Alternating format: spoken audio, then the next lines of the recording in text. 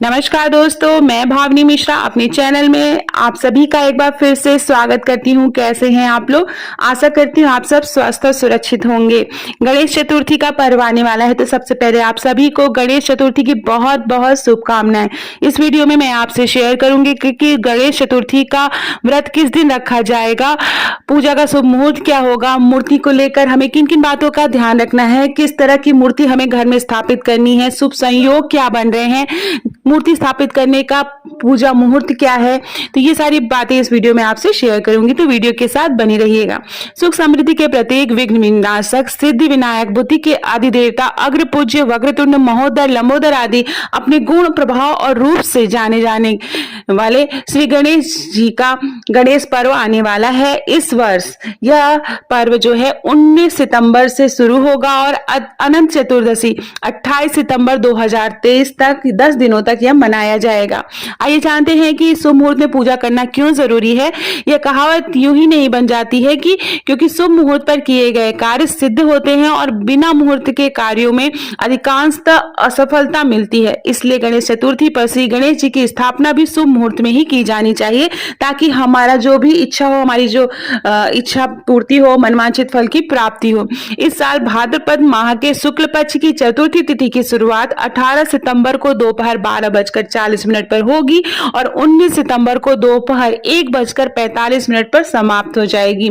ऐसे में उदया तिथि के हिसाब से गणेश चतुर्थी का जो व्रत है या जो पर्व है या गणेश स्थापना है वह 19 सितंबर को मनाई जाएगी। 10 दिनों तक चलने वाले गणेश उत्सव की शुरुआत 19 सितंबर को हो जाएगी।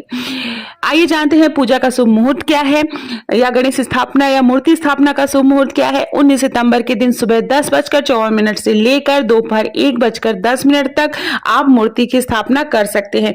इस सर्वश्रेष्ठ मुहूर्त में आप पूरे मान सम्मान, हर्षोल्लास और ढोल नगाड़ों के साथ गणपति को अपने घर लाकर विराजमान करें और विधि विधान से पूजा करें। शुभ संयोग के संगम से निश्चित रूप से आपकी जो भी मनोकामना होगी वह पूर्ण होगी। आपका घर धन संपदा और खुशियों से भर जाएगा। आइए जानते हैं घर पर स्थापित करने के लिए कैसी होनी चाहिए गणपति की प्रतिमा, कैसी होनी चाहिए, कैसी मूर्ति होनी चाहिए। गणपति के बाएं सूर्य में चंद्रमा का प्रभाव होता है और जैसे चंद्रमा का स्वभाव है शांत, शीतल और सौम्य, उसी तरह बाईं ओर वाले सूर्य के गणपति हमारे लिए श्री लक्ष्मी, आनंद, सुख, समृद्धि और यश ऐश्वर्य के दायक होते हैं। वहीं दाईं ओर सूर्य वाले गणपति में सूर्य का प्रभाव होता है। ऐसे में गणपति की पूजा अधिकतर मंदिरों में की जाती है, क्योंकि उनकी नियमित तरीके से पूजा पाठ, आराधना, आरती विधि विधान पूर्वक करनी अत्यंत आवश्यक है और जरा सी गलती भी मुसीबत बन सकती है।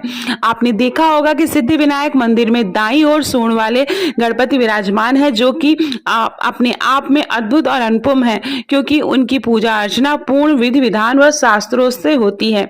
इस बात का विशेष ध्यान रखें कि यदि आप वास्तु दोष निवारण के लिए वास्तु गणपति विराजमान करते हैं तो उनकी सूंड दाईं ओर ही होगी। यदि पूर्ण रूप से सिद्धि और अभिमंत्रित श्वेतार्क गणपति की आप पूजा करते हैं तो वह साक्षात गणेश जी का ही स्वरूप माना जाता है। मनोकामना पूर्ति के लिए गणेश महोत्सव पर कैसे गणपति घर लाने चाहिए, मूर्ति कैसी होनी चाहिए, आइए जानते हैं। यदि घर में लंबे समय से कोई संतान नहीं हुई है और संतान प्राप्ति की इच्छा से आप गणपति की प्रतिमा स्थापित करना चाहते हैं तो गणेश उत्सव पर बाल गणेश की प्रतिमा लाएं। आप अपने घर में बाल गणेश की प्रतिमा लाएं। घर में आनंद, उत्साह और प्रगति उन्नति के लिए गणेश जी की नृत्य करते हुए मुद्रा वाली प्रतिमा घर में लाएं। जो लोग कला में विश्वास रखते हैं उन्हें भी नृत्य करते हुए गणेश जी की प्रतिमा घर में स्थापित करनी चाहिए। यदि घर में स्थायी सुख, शांति और आनंद के लिए आप गणेश जी की प्रतिमा घर में लाना चाहते हैं तो गणेश जी की ऐसी प्रतिमा घर में लाएं जिसमें गणेश जी लेटे हुए आराम करने की मुद्रा में हो। ऐसी प्रतिमा गृहस्थ व्यक्तियों के लिए भी अति शुभ मानी जाती है। जब भी आप गणेश प्रतिमा लें, इस बात का अवश्य ध्यान रखें कि उनका एक हाथ वरदान की मुद्रा में हो, एक हाथ दंत, एक हाथ में लड्डू होना चाहिए, साथ ही उनका वाहन मूषक राज भी अवश्य होना चाहिए। तो ये छोटी छोटी बातें आप जरूर ध्यान रखें जब आप मूर्ति घर में लेके आए, और जिस प्रकार की मनोकामना पूर्ति के लिए आप मूर्ति ला रहे हैं उस तरह की आप मूर्ति ला सकते हैं। तो आशा करती हूँ आपको बहुत सी जानकारी मिली होगी। मेरे वीडियो को प्लीज सब्सक्राइब करिएगा। बहुत बहुत धन्यवाद ये वीडियो देखने के लिए।